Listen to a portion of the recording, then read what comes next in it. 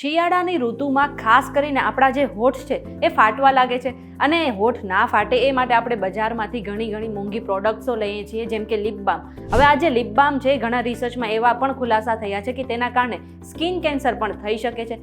જો કે બધા લિપ બામ એવા નથી હોતા, પણ તમે આ શિયાળાની ઋતુમાં ઘરમાં રહેલ થોડીક વસ્તુઓનો ઉપયોગ કરીને પણ તમારા હોઠને સુંદર અને મુલાયમ બનાવી શકો છો. આ માટે તમારે વધારે ખર્ચો કરવાની પણ જરૂર નથી. કઈ છે વસ્તુ એ જાણવા માટે આ વિડીયો આખો જોઈ લેજો. તમે આવી ગયા છો VTVGujarati.com પર અને મારું નામ છે મેઘા. હવે આ વિડીયો આખો જોતા પહેલાં એક કામ કરો કે પ્લે સ્ટોર પર જઈને તમે મારી એપ્લિકેશન ડાઉનલોડ કરી લો. હવે આ શિયાળાની ઋતુમાં લગભગ દરેક લોકોના હોઠ જે છે ફાટતા હશે, અને આ જે હોઠ છે આપણા ચહેરાની સુંદરતાને સૌથી વધારે છે, અને તેને ઠીક રાખવા માટે, તેને સારા રાખવા માટે આપણે બજારમાંથી ઘણી મોંઘી પ્રોડક્ટ્સો લઈએ છીએ અને તેને હોઠ પર લગાવીએ છીએ. પણ એના માટે આપણે ખિસ્સા પણ ખાલી કરવા પડે છે. જો કે તમે તમારા ઘરમાં રહેલી આ 5 વસ્તુનો ઉપયોગ કરીને પણ તમારા જે હોઠ છે તેને નરમ અને મુલાયમ રાખી શકો છો. કઈ છે આ 5 વસ્તુઓ? તો એમાંથી સૌથી પહેલી વસ્તુઓ છે નારિયેળ તેલ. દરેક લોકોના ઘરમાં નારિયેળ તેલ તો હશે જ. આ શિયાળાની ઋતુમાં તમારા હોઠને ફાટવાથી બચવા માટે તમારે આખા દિવસમાં 2 થી 3 વખત નારિયેળ તેલને તમારા હોઠ પર લગાવવું જોઈએ. અને ખાસ કરીને તમે સૂતા પહેલાં નારિયેળ તેલને આખી રાત તમારા હોઠ પર લગાવી દેશો તો તમારા જે હોઠ ફાટવાની સમસ્યા છે તેનાથી છુટકારો મળી જશે. અને આ સાથે તમે બદામનું તેલ પણ વાપરી શકો છો. બદામના તેલને દરરોજ રાત્રે સૂતા પહેલાં તમારે હોઠ પર લગાવવું જોઈએ અને 5 મિનિટ સુધી તમારે આંગળીથી તેને મસાજ કરવું જોઈએ. આવી રીતે કરશો તો બીજા દિવસે તમારા હોઠ ફાટવાની જે સમસ્યા છે તેનાથી તમને છુટકારો મળી જશે. બીજું છે દેશી ઘી. હવે દરેક લોકોના ઘરમાં આ નુસ્ખો તો વપરાતો જ હશે કે તમે રાત્રે દેશી ઘી હોઠ પર લગાવી દેશો તો બીજા દિવસે તમારે સવારે જે હોઠ છે વધારે મુલાયમ અને નરમ લાગશે, અને જે હોઠ ફાટવાની સમસ્યા છે તેનાથી પણ છુટકારો મળી જશે.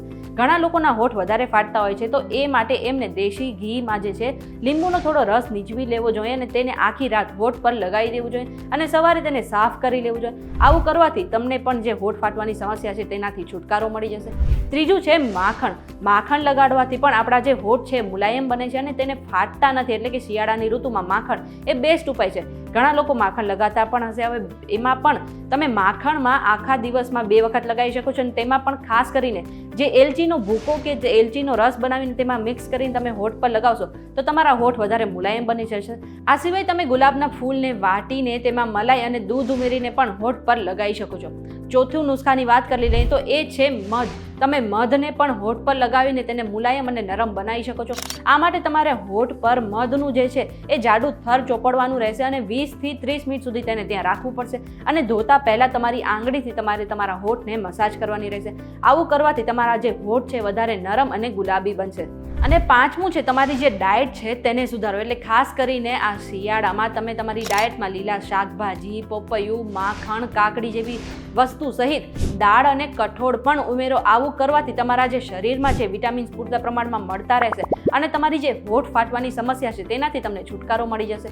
આ સિવાય તમે તમારા શરીરને પૂરતા પ્રમાણમાં હાઇડ્રેટ રાખો. એટલે કે શિયાળાની ઋતુમાં પણ તમારે આખા દિવસમાં 8 થી 10 ગ્લાસના પાણીના તો ફરજિયાત પીવા જ પડશે. આ સિવાય ઘણા લોકો એવા હોય છે કે જે તેમના હોઠ ફાટતા હોય તો એને મોઇશ્ચરાઇઝ કરવા માટે તેને લીક કરતા રહેતા હોય છે. આવું પણ ના કરવું જોઈએ. આવું કરવાથી તમારા હોઠ ફાટવાની સમસ્યા છે એ વધારે વધી શકે છે.